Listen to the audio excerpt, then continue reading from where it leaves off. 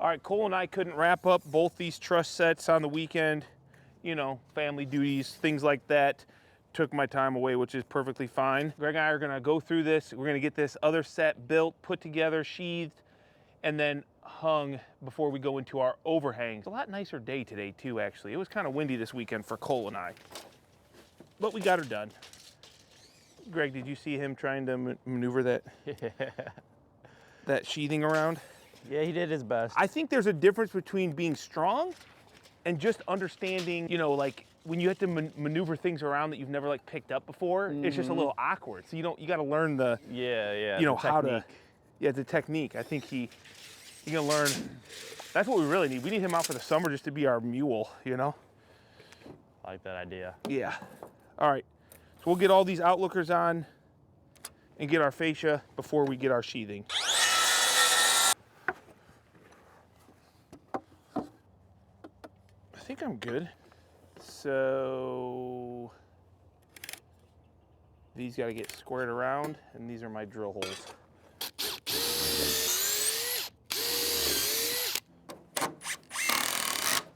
So if you guys didn't guess it, these are our outlookers, and they are creating our overhang.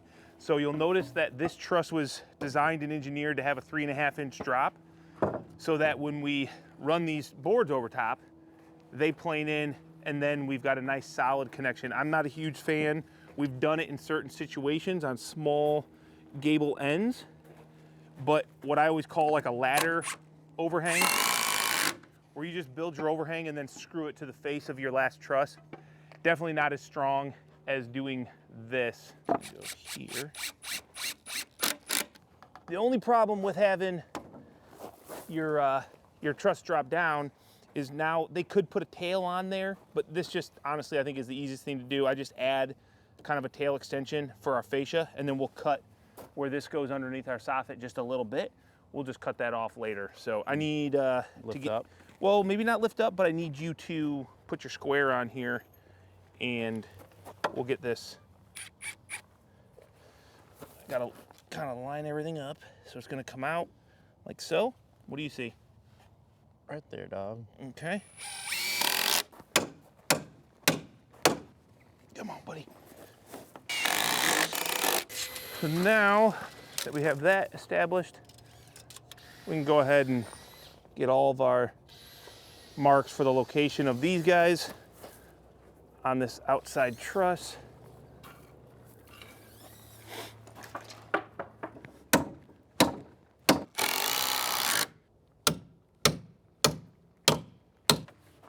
The nice thing is I've already done this now, so I feel pretty good about it. Prepared, confident. Mm-hmm, confident, dude. That's all right. Confidence is key. I hear you. Picking up what I'm putting down. Smelling what you're stepping in. Reading what I'm writing. Catching what you're throwing. Say that one again. Jumping over what I'm spilling. Jumping over what you're spilling. Yeah. Like, I've just spilled something on the ground, you better jump over it, dude. You know, I don't want you stepping in it. Interesting. Okay. I mean, you could step in what I'm spilling, but... no one likes wet socks. Well, you should have shoes on out here, buddy. All right, get your cut. I need your help. You cutting what I'm measuring? Squaring what you're marking? Yeah. Go ahead and take it down. Yeah, up, right in there about. Yeah, just hold that. This crew is made up of with a bunch of ADHD fools. Okay, hold that right there. I don't know what you're talking about, dude. I don't got ADHD. As you're probably currently thinking about your concrete, your plumbing, the next step. Maybe. Everything but what you're working on. Maybe. Dang, this sucker's going together nice. Everything's lining up. Guess that's what happens when you're prepared. That one needs to come down and push up. Yeah, right there. All right, time for some sheathing. Let's go. Money. I'd say that's pretty good. Okay, how's that look for straight now? We need to shift the bottom this way. I need to go, the top needs to go that way. So let's just slide the whole thing. Ready? Yeah, not far. Oh, right there. Okay, give me a little more, Greg. More pull? Yeah, give me a little pull. Okay, hold that.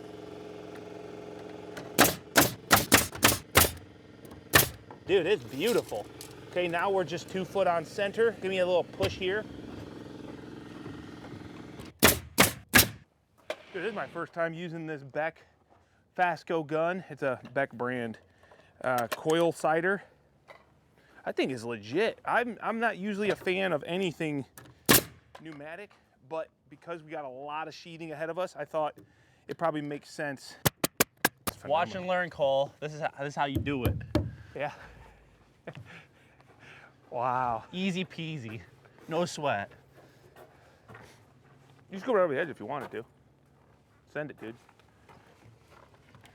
You can set it right on that. Mm-hmm.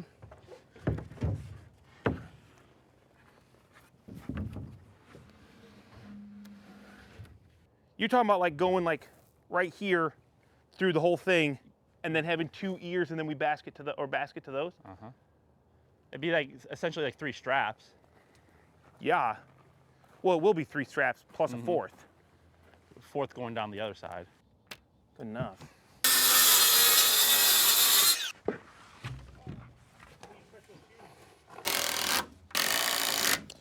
I thought you were putting it where it's supposed to go. I mean, I had it close. You had nothing of the sorts.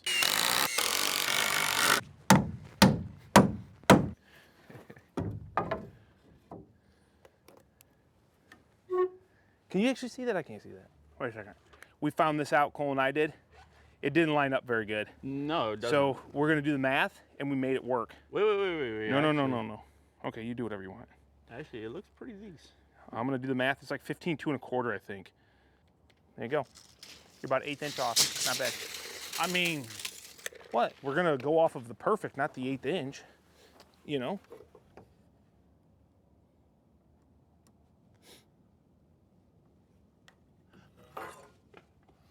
I thought you were gonna leave it there. Okay. You good? Yeah, my bad, dude. Okay, now this one we're just gonna run, put a 512 on it, Greg, and we'll run it long, down to the bottom. Sure. All right, this is about as far as we're gonna take it. Now what we have to do is we got some header framing to get done, some blocking to get done, prep work up way over there in the frame so that we can bring this roof section in with the Magni. That was easy. That was a nice quick morning task there. Yeah, I think it's good enough. It'll fly. We just need to get it away from the wall there, big dog. Yep. And then grab a tag line. You see what I'm saying? Right. I think you just put your tag line on this end. On that end? Yep. And we'll swing it right around and then we'll pull it right down in place.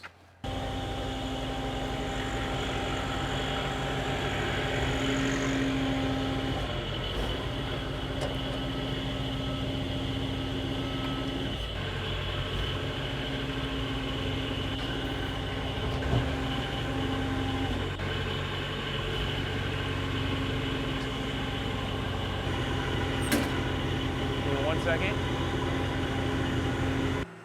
All right, last section of roof trusses going up, booming out. This is pretty small. I'm only 2 out of my 5 green bars all the way up there. And we're just gonna swing it all the way over the whole roof. Should be good. Greg's got a tag line on it. And once again, all of that stuff up there, you see the fascia, the sheathing, none of it's gotta be done now up there. We've got it all done and perfectly squared, straight, all good. Greg, what do you need, buddy? I think I'm high enough. And we'll spin it when we get over there. Look at that. That's epic, dude. That is epic.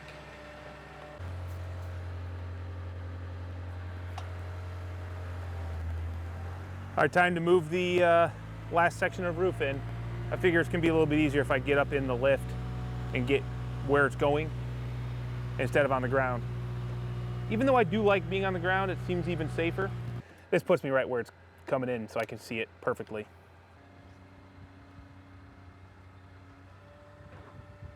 You can just go right underneath me. Well, I need to go in front of your basket or go Yep. over your basket or something. There you go.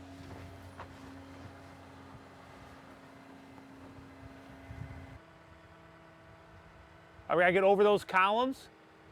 Okay. And also, I have to be underneath this fascia right here. Okay.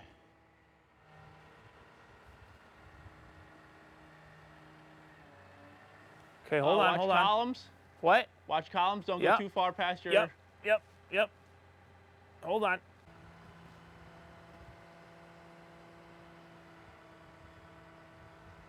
I gotta get over those columns. Okay. And also, I have to be underneath this fascia right here. Okay.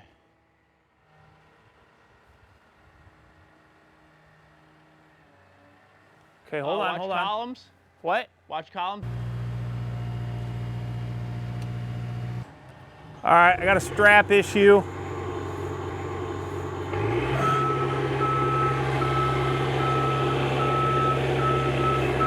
Just gonna wait for Greg to go ahead and get into a better situation, better placement. I need you to pull your end down and my end's gotta go up, but I gotta be past that fascia. Maybe that'll do it. There we go. Okay. Now we'll set her down. All right, we got this section set and it's nice, man. I got sheathing to walk on. I've got a solid roof section that has fascia all the way around it. I just need to basically connect it to these other sections and make sure it's all good. And then this will literally be ready for the final outlookers on this right here, which is gonna create this overhang. And then we can move on to sheathing this. This is kind of cool up here.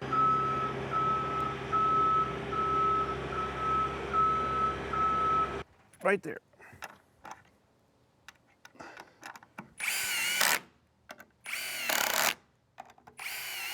I think I need to go a little bit further than just that. It's just, we're getting a little bit of a pull here. I can see it a little bit in this truss. So we've pulled the truss where it's supposed to be, but now this spacing is probably off. Yeah, now we're off here. See what I'm saying? Mm-hmm. So this is where it's supposed to be, but we've kind of opened up this gap right here. We need to go a little bit further down the road. Grab that 16-footer. I don't have any more screws though. All right, so right there is where it's gonna go. I don't think can I go one more? Good, if you want. You go wherever you want. Aw, that outside edge is center of this. So my outside edge should be there. Let me do it. Let me do it. No, let me do it. I got them all all right, fine. Nice and good. Nice and good? Nice and good. You just wanted me to take that freaking nail you put in there. I seen that. Yep. You're gonna screw that right there. I don't have any screws. I gave you all my screws. You gave me all of them? I gave you all. All of them. All of them. I'm gonna undo this strap. And then Greg, we gotta get nailed against these posts.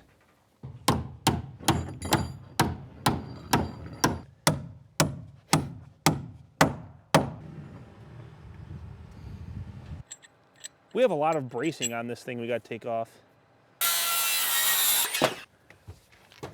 So this is not an ideal situation. Because of the location of this truss, we don't have a column going up here. We're going to use a block. Now, I'm actually not that concerned because A, this is only a 24-foot truss. We have trusses right there. This is gonna set here. We'll get like a clip system, like a hurricane clip, but this whole truss is fastened to this guy here with this upright all the way up and there. So its bearing is not necessarily nailed to a post like most. It's gonna be underneath this guy, and this we're going to laminate. This is gonna be bearing to the girder, and then obviously once all the sheathing is on, it's gonna be even stronger, but I don't like that. I wish I could have thought through that design a little bit better. Next one. Yeah, next time I build one of these. I guess I should have just ran this guy here, cut this ear for the girder down there, cut this ear for the truss, added 3 plies. I would have still had a 6 ply. So I would have had an ear to sandwich the truss into the girder, and then, you know, or I could add a 7th ply and run it all the way up, but it doesn't make sense. There's really, it's fine. It's no big deal.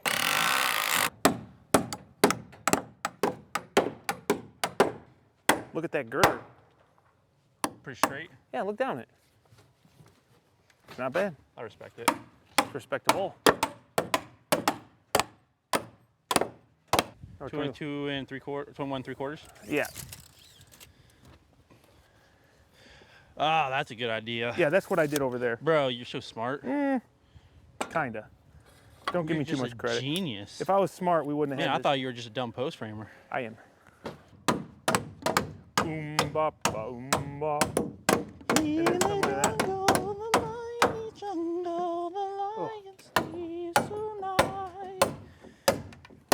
Now that we have those trusses up, what we need to do, and we probably could have done this earlier, but we just got a little bit ahead of ourselves, is this header right here. So this is a double 2x12. We've actually got the outside header.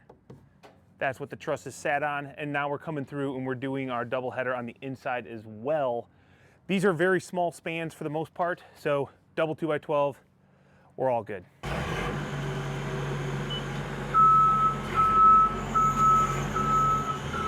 So I started by doing these hurricane clips, and while I think these are great and obviously an engineered solution to hold down your truss, they're kind of a pain in what we're doing because this header here has a little bit of movement, and every time we nail it, it moves. So in order to keep this double header spaced appropriately, the same thickness as our columns, I'm taking my wood, which is the same thickness as the column. These are 12-inch blocks, and I'm putting them in here.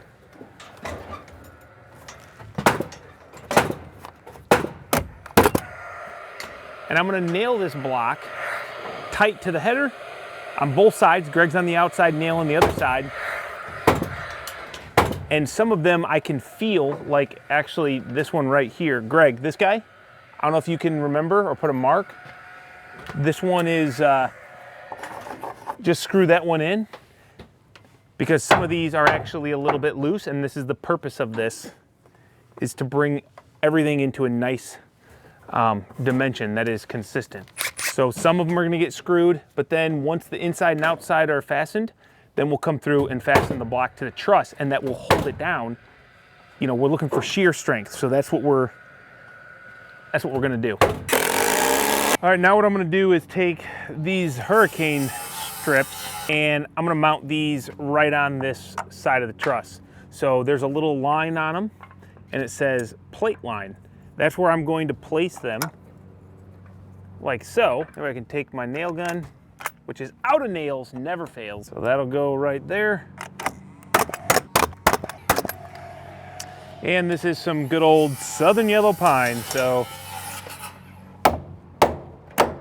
I gotta follow that up with a little hit.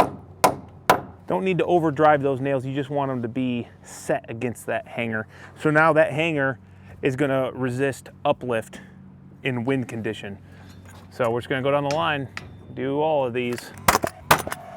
Moved over to overhangs, and first thing we've gotta do is frame our tails to create our overhang distance. 2 foot, Greg, off the post. So we're just gonna measure it right down to 2 foot. All right, let's take these sick beveled bevel boards. Actual bevel in a 2x6. Actual bevel. That's gonna be nice though. Oh yeah. Snap. Yeah, I'm thankful I haven't met this customer. Yeah. If I were you, I'd. On my way up and in. Oh boy, what in the? Yeah, this is a good one. I don't know what. Oh, I got that. What? That's how all those get in my pouch. Oh, 100%, dude. I got a big old knot here. Yep. What do you think, I can go through it?